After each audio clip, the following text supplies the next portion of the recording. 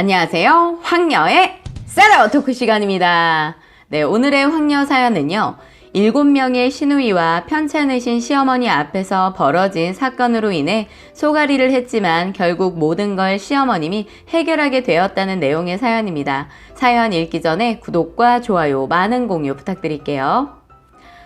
간호사로 일하고 있는 두 아이 엄마입니다.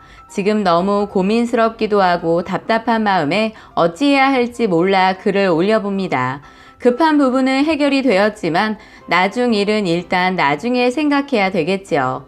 저는 남편과 결혼한 지 12년째이며 지금까지 쉬지 않고 일을 해왔으며 남편도 열심히 직장 생활하고 있습니다. 또 저희는 홀 시어머니와 함께 처음부터 함께 합가해서 살고 있고요.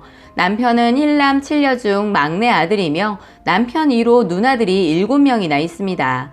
저희 시어머니 아들을 낳기 위해 쉬지 않고 애를 낳으셨다고 합니다. 손이 귀한 집에 아들이 안 생기니 생길 때까지 그냥 계속해서 애를 낳으신 거예요. 저는 처음에 그 얘기 듣고 조금 이해 안 가는 부분들이 있었지만 그런 집들이 예전에는 많이들 있었다고 시어머니와 저희 엄마에게도 들었습니다. 그러니 남편이 얼마나 귀하게 자라왔다는 걸 그 누구보다 알기도 하고 보기도 해왔고 살아오면서 많이 들어왔지요. 그렇다고 남편이 본인만 아는 아나무인은 아니거든요. 저에게도 잘하고 아이들에게도 잘하고 누나들 말도 정말 잘 듣고요. 가정에서나 밖에서나 모두에게 예의 바른 사람입니다. 그러기에 제가 처음 결혼할 당시 합가를 하자고 했을 때 정말 싫기도 했고 1년이라도 신혼을 즐기고 싶었지만 홀 어머니 홀로 두고 따로 살 수 없을 것 같다고 해서 저는 그런 남편 믿고 마음이 따뜻해서 모든 걸 오케이 했던 거고요. 시어머니 체격을 보면 그렇게 키가 크거나 살집이 있지도 않으시거든요. 그 작은 몸으로 애를 8명이나 낳아서 키우셨으니 얼마나 힘드셨고 고생이 많으셨겠어요. 저희 시아버지는 저 결혼하기 몇 년 전에 지병으로 돌아가셔서 얼굴은 한 번도 뵌 적이 없었어요. 어머니가 저희 남편 낳으시고 곧바로 아버님께서는 사우디로 일을 하러 가시고 어머니 혼자 애들 8명을 키우셨으니 그 얼마나 고생했으리라 짐작이 가기는 합니다. 그렇다고 누나들과 남편을 차별해 키우지는 않았다고 합니다. 모든 걸 평등하게 키우시기는 하셨지만 제일 큰형님과 셋째 형님이 철이 빨리 드셔서였을까요? 어머니 혼자 힘들어 하시는 거 보니 본인들이 먼저 나서서 희생을 해가며 학교도 나오지 않고 공장으로 일을 일찍이 나가 동생들 케어하는 거 많이 도우셨다고 들었습니다. 어머니 말 들어보니 처음에는 많이 반대하시고 그렇게까지 안 해도 된다고 여자라고 공부 포기하지 말라고 했지만 공부에 관심도 없으시고 일찍 일하면서 돈 벌고 싶다며 큰형님과 셋째 형님은 공장 일을 시작하셨다고 하네요. 지금 다들 잘 살고 계시고 누구 집 하나 기울거나 하지 않고 다들 안정적으로 잘 살고 계십니다. 저희도 시어머니 모시고 잘 살고 있었고요. 처음에 합가할 때 제가 부담스럽고 싫었지만 어머니랑 지내다 보니 나쁘지 않았어요. 그러다 제가 임신이 되었고 저도 직장 생활하고 있고 어머님이랑 그렇게 지내다 출산 때가 다가오자 직장 때문에 고민이 많이 되었습니다. 그렇지만 그때 당시 그냥 접고 애를 키우게 된다면 지금까지 일해온 것들이 너무 아깝기도 했고 이대로 접기에는 너무 많은 걸 잃어버리게 되는 것 같아 고민이었습니다. 그런데 때마침 어머니께서 먼저 아이를 본인이 키우겠다고 하시며 저는 열심히 하던 일 하라고 하셨습니다. 어머님 말씀에 너무 감사했고 처음에 합가해서 살자고 했을 때 싫었던 제 자신이 너무 한심하고 창피하게 느껴졌습니다. 그렇게 저는 아이를 낳고 직장으로, 어머님은 집에서 아이들 돌보셨습니다. 그러다 제가 2년 뒤에 또 임신이 되었고 이번에도 역시 아들이 태어나 극성맞은 두 아이가 생기게 되었습니다. 시어머니는 저에게 아무런 걱정 말라며 둘째 역시 어머님이 모든 걸 돌봐주시고 도맡아 키우셨습니다. 처음에는 걱정이 많이 되었습니다. 큰애 때도 그랬지만 둘째까지 아들이다 보니 어머님이 너무 벅차고 힘드시진 않을까 해서요. 하지만 어머님은 본인이 애를 8이나 낳아 키웠는데 사내 아이 둘을 혼자 못 보겠냐며 걱정하지 말라고 신경 쓰지 않게 본인이 알아서 다 하신다고 했습니다. 저는 너무 죄송하고 또 감사했습니다. 그래서 저는 시어머니지만 진짜 친정 엄마만큼 잘 해드리려고 노력했고 그래 왔습니다. 그렇게 어머님은 애들 초등학교 들어서까지 잘 케어해 주셨습니다. 그렇게 시간이 흘러 지금까지 저희 가족 아무 문제 없이 잘 살아왔습니다. 그런데 어머님이 몸이 조금씩 안 좋아지셨고 무릎 관절 수술도 한번 받으셨는데 점점 더 안 좋아지셨어요. 그래서 이것저것 검사를 받기 시작했고 몇 개월 동안 이곳저곳 여러 병원을 다니게 되었습니다. 원래 당뇨는 없으셨는데 몇 년 전부터 당뇨도 오시고 혈압약은 꾸준히 드셨다고 들었습니다. 그런데 결국 알게 된 어머니의 병명은 파킨슨 병이었습니다. 저도 병원에서 일하니 아는 병이었고 아주 자세히는 몰라도 대충 어떠한 증상들이 있다는 것은 알고 있었습니다. 이게 급격히 빨리 진행이 되는 사람도 있고 서서히 진행이 되는 사람도 있다고요. 그런데 저희 시어머니는 서서히 온 것이 아니라 진행이 급격히 빨리 오는 경우였습니다. 몸도 점점 마음대로 움직여지지 않고 넘어지는 일도 많이 생기게 되고요. 활발하신 성격이셨는데 본인 마음대로 몸이 안 움직여지니 답답하시기도 하고 마음의 병이 점점 생기는 것 같았습니다. 다행히 저희 아이들이 초등학생이라 이제 할머니 손이 많이 안 가도 될 정도가 되었으며 어머님이랑 함께 한 시간이 많아서 그런지 애들이 척척 알아서 잘 하기도 했고요. 그런데 문제는 저도 일을 나가고 있는 상황이고 남편도 일을 나가니 어머니 혼자 점점 거동이 불편하고 힘드시니 자꾸만 넘어지고 멍드는 곳이 점점 늘어나기 시작했습니다. 원래는 어머니가 반찬도 만드시고 집안 살림도 거의 대부분 하시긴 했습니다. 그렇다고 제가 일 나갔다가 집에 오면 아무것도 안 하는 것은 아니었습니다.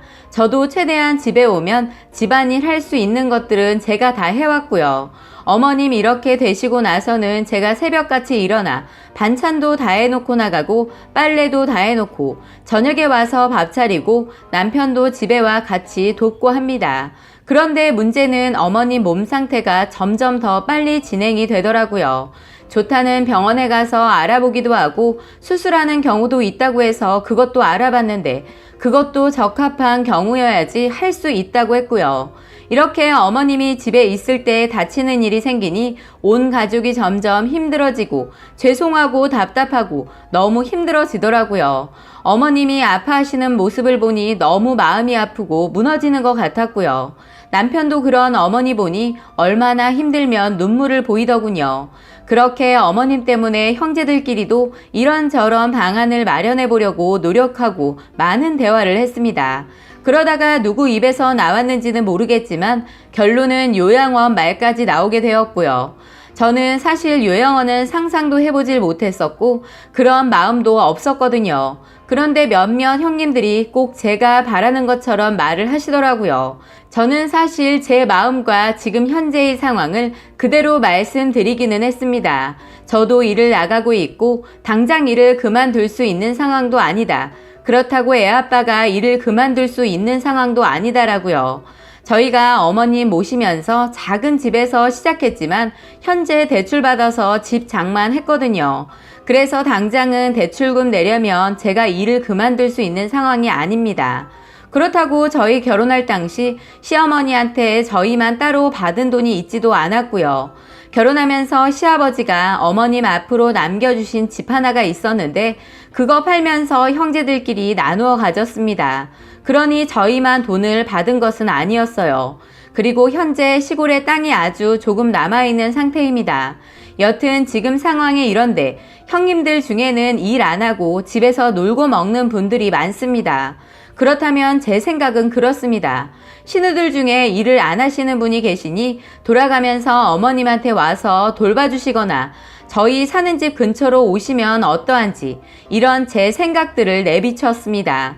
그랬더니 일 안 하고 계신 형님들 중 몇 분이 어떻게 맨날 저희 집으로 와서 어머님을 돌볼 수 있겠느냐, 본인들도 본인들 삶들이 있는데 그렇게 살 수는 없다. 그리고 갑자기 저희 집 근처로 이사를 와서 살 수가 있겠느냐며 굉장히 흥분을 하며 말을 하더라고요.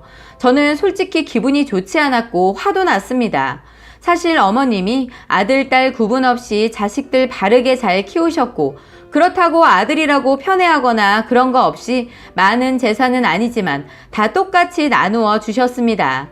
저는 그거에 대해 전혀 원망 같은 거 한 적도 없었고요. 그런 어머님이 몸이 안 좋은데 본인들 삶을 운운하면서 말하니 기분이 굉장히 나빴습니다.